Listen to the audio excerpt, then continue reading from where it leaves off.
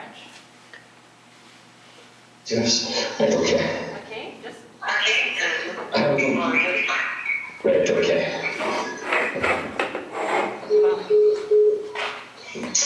Okay, first of all, I'd like to thank everyone for coming. My name is Martin Rafferty. I'll just give you a brief outlay of who I am, where I've come from, and where we've ended up today. So, I was a member of the provisional movement up until about 20 years ago. I was involved in resistance against the British occupation in Ireland. I was imprisoned a few times. I've been attacked a few times. I've had attempts on my life a few times throughout the last maybe 30 odd years. So initially I was a member of the provisional movement in Sinn Féin, and 25 years ago or so, some of the leadership within the Republic movement were involved in secretive talks with the British on coming to some kind of a strategy and ending the struggle in Ireland. It was presented to us as a peace process, a way of resolving the differences through negotiation with the British. As the negotiations were taking place, a few of us within the movement got concerned in the direction that they were going.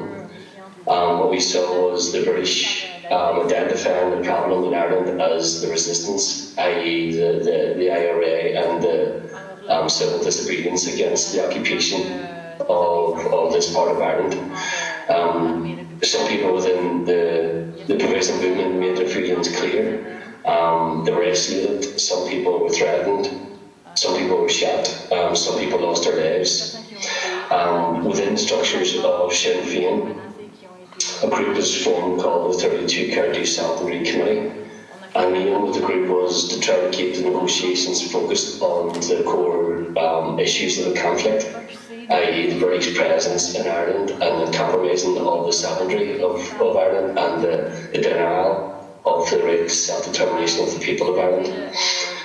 Unfortunately, within the movement, as I say, people were isolated, threatened, and some people lost their lives, and the committee was forced out of Sinn Féin and became its own entity 20 years ago, last year.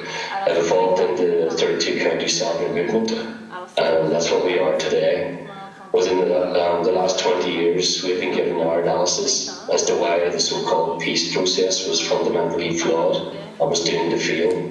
The main issue of the conflict and the reason for the conflict in Ireland was not addressed. Was the compromise of the sovereignty and the denial of the people for their expression of self-determination. We predicted 20 years ago was come to fruition. The Good Friday Agreement, as the peace negotiation and deal was called, was a fundamental failure. It's unravelled, and everyone in the world started to see the effects of that.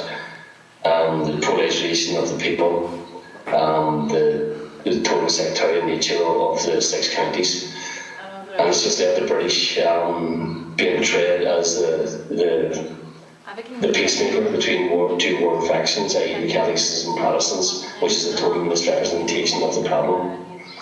So throughout the years, we've been trying to highlight what in fact is the truth of the situation in Ireland, and we've met strong resistance. We've had members killed, a lot of us have been imprisoned for lengths of time.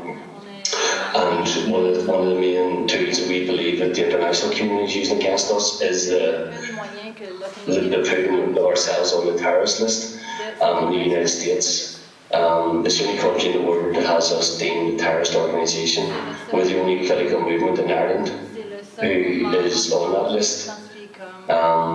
We believe it all stems back to a time when the Good Friday Agreement was signed by the British and the Irish governments. We challenge the legality of that agreement. We believe that it values international law, because 100 years ago this year, the people of Ireland gave their determination. They wanted an independent republic, all 32 counties of Ireland. Those wishes were never respected by the British, and the British used violence to quash the aspirations of the people. So anything that followed from that was not given by the people as an independent expression of determination, and that's the reason why we lodged a complaint within the UN about the legality of the Good Friday Agreement. After that was lodged, and we had identified some people to help us along the way to challenge that in the UN. We became prescribed as a terrorist organisation in the ES. We think that was used solely the purpose of preventing our members from travelling to the ES to keep up the campaign of the legality of the Good Friday Agreement. It's also had knock-on effects with our structures in other places. Anywhere where the US has influence, we get denied access to those countries. Anytime we're invited to conferences or discussions, our members don't get in. Also, young people who join the movement, as soon as they join the 32 County Standing Movement, they're deemed members of a terrorist organisation. They get put on the no-fly listings and things like that, so it has a detrimental effect on them and their prospects and their ability to visit families in other parts of the world and things like that. So we think it's very important that there is a campaign being waged to try to get us off that list, to give us the opportunity to go, to challenge the narrative that's been given by the British and by their paid puppets, i.e. in Sinn Féin and other groupings who go around the world telling how great an achievement the Good Friday Agreement was, whereas we'd like to go to tell how much of a fundamental failure it is and the repercussions it's had for the people of Ireland, North and South. It's a template that's been used in other conflicts around the world. We see members of Sinn Féin being shipped out to Iraq, to Colombia, Palestine, anywhere at all, to give this narrative of how to solve the problems. And what they're telling people is to just lie down, accept what's being given to you and be grateful for it. There's no strategy at all that can be used anywhere in the world. It's being used here. The only thing that's done here is to quell the resistance and to demonise anyone at all who stands up to the status quo. So we'd like to thank everybody for coming. We'll hope you get on board with the campaign to get us off the terrorist list, and maybe if we do one day we could come and meet yourselves in person and talk to us. We've tried to go to Canada a few times, and I myself have ended up in a jail in Canada and sent home the next day. Other members have been denied access as well. So again, I'd like to thank you for your interest and for coming tonight to hear why we think it's very important that you get on board with this campaign. Hope to see you again. Okay, thank you.